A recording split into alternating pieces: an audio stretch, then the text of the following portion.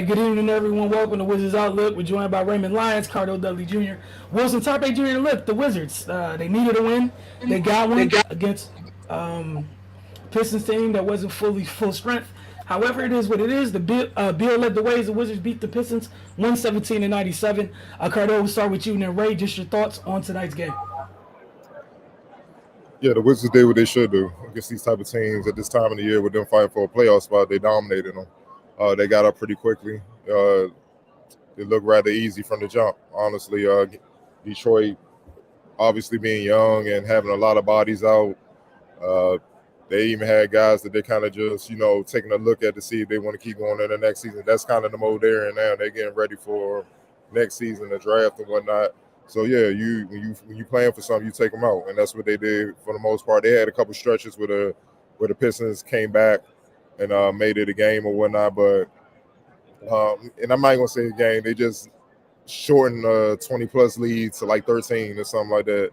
But for honestly, throughout the game, the Wizards were never really threatened, especially the way that Brad Beal was playing. He played lights out, 36, 7, and 6. I mean, he did his thing for Zingas. It was just a balanced attack. Look, Detroit trying to develop their young guys. So we're not going to take away from what the Wizards did, but we're not going to act like they just beat the Celtics or something like that and on the 10-game winning streak either, man. They did what they should do. Bright spot, I love what I saw out of Johnny Davis, the rookie.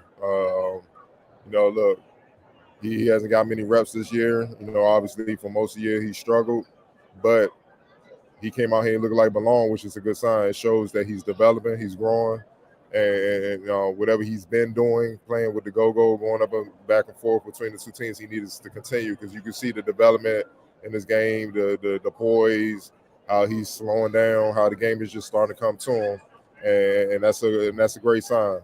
And that's why you shouldn't just give up on your first round pick after one season or whatnot. Everybody don't just come in killing like that. Most guys will take him a couple years, man. So hopefully he's on that trajectory where in a couple years we'd be saying, all right, cool.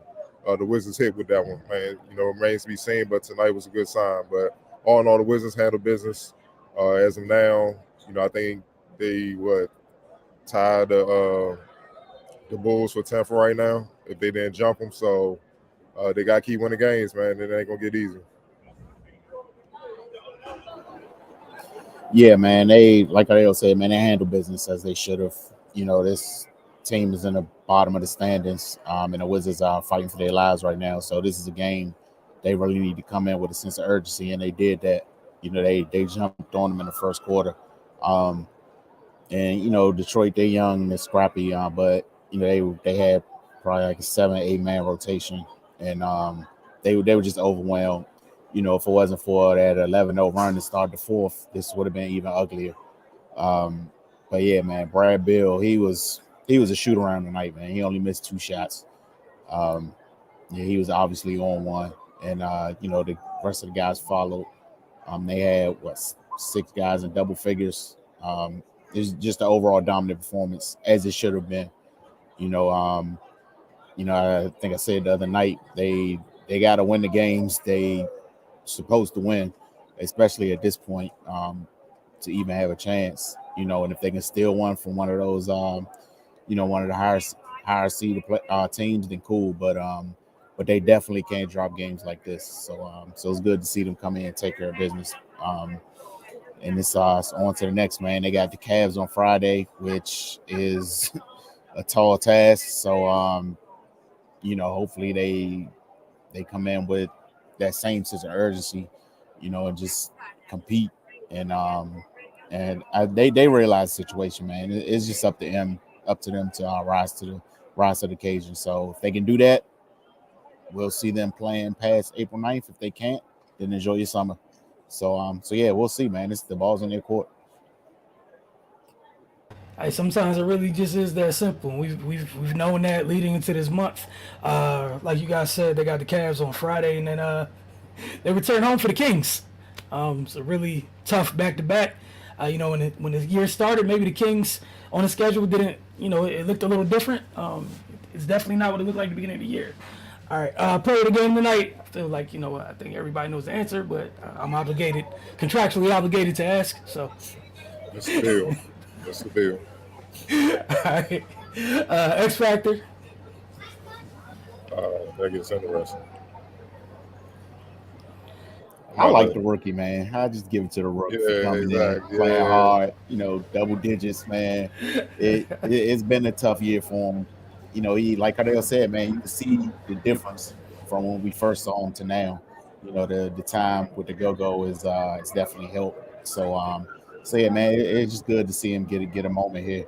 He came in immediately, got aggressive. So that's a sign right there. Because before he was just looking out of place and uncomfortable with the few spot minutes he was getting. But yeah, he came in and played tonight. yeah. I'm gonna roll with him too. Yeah, 11 points, 5 rebounds in 19 minutes. It's by far his best game at the NBA level, for sure, man. And the game's slowing down. That's all it is, man. You could just tell he had that deer in the headlights look for most of the season. Like, yo, I ain't know it's this fast. You could just see it on the court, man. And most hoopers, if you play at a high enough level, you can understand that. It's just they at a different speed, but now you can tell it's slowing down. He understand how to get to his spots. You can see he been working on his flow because he shot that shot a lot. He ain't trying to. He realized it's not college. He ain't driving all the way in the lane trying to challenge all these guys. Obviously, you practicing against 7'3" dudes and dudes that can touch the top of the backboard, damn near. You know what I'm saying? That helps. So he understands floaters. You got to think. You got to be cerebral, and that's what you saw tonight, man. So uh, you know, I'm just looking forward to seeing it slow down even more. Where now he has control of his game and he can start controlling the game for his team. That's the next step because that's what he is. He's going to be a point guard. And once he gets to that point, offensively, I think that'll help his defense. And then, you know what I'm saying, he gonna validate why he was picked as high as he was. Yeah, how about that? Young player gets reps. Reps help young player get comfortable. Crazy in microwave society. How about that? Imagine that. All right, we got some comments. We have a comment here. 11T came through with Johnny Davis. As you guys were showing the youngsters some love, deservedly so. I'm just proud of you guys in the comment, the one person in the comment for just being positive, man. You know what I'm saying? Y'all be coming here doom and gloom, fire everybody. Ted need to go, sell the team. He need that Donald Sterling treatment. Just get him out of here. Like, it's like, geez, let a rookie be a rookie, man. Let a rookie be a rookie. Hey man, look, it's a first for everything, man. Johnny Davis's first night, just looking comfortable. Get a nice, encouraging comment. Let's stick with the positive vibes here. Look, appreciate y'all for tuning in as always. For those who tune in live, those who see it later.